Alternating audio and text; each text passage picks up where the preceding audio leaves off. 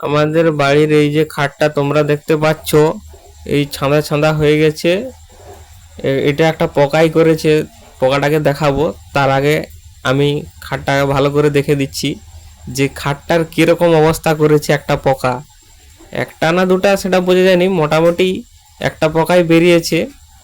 আমি বসেছিলাম, হঠাৎ আমার পায়ে কামড় দিচ্ছে, তো আমি সেই সুযোগে একটু টেনে দিয়েছিলাম, একটু বেরিয়ে গেছে আর হাফটা ভিতরে রয়ে গেছে। তো এই যে এই পোকাটা প্রায় 3 বছর ধরে এই খাটটার ভিতরে ছিল, আজকে পেয়ে গেছি। আমার জানবার অনেকটা ইচ্ছা ছিল যে এই কাঠের ভিতরে এরকম মানে জিনিসটা কি আছে আসলে। তো আজকে একদম হাতে নাতে ধরা পড়ে গেছে পোকা। তো এই যে নেল কাটারটা পোকাটার মুয়ে রাখছি, হালকা কিরকম লালা লালা টাইপের বের করছে। তো আমি আর বেশি না দেরি করে নেল কাটারে করে যতটুকু পারি এই যে কাঠটা কেটে দিচ্ছি।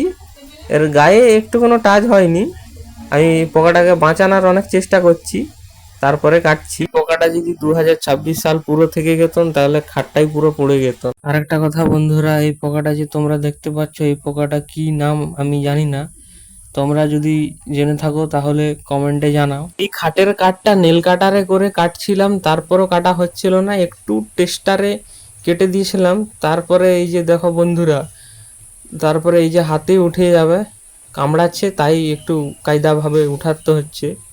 উঠে গেছে, এই যে পোকাটা পড়ে গেছে। এই যে ভালো করে দেখো বন্ধুরা, নাম জেনে থাকলে কমেন্টে জানাও তোমরা। আর আজকের আমার এই ভিডিওটা কীরকম লাগলো তোমরা অবশ্যই কমেন্টে জানাও। আর পোকাটার এরই সাথে সাথে পোকাটার নামও জানাও, এটা কি পোকা।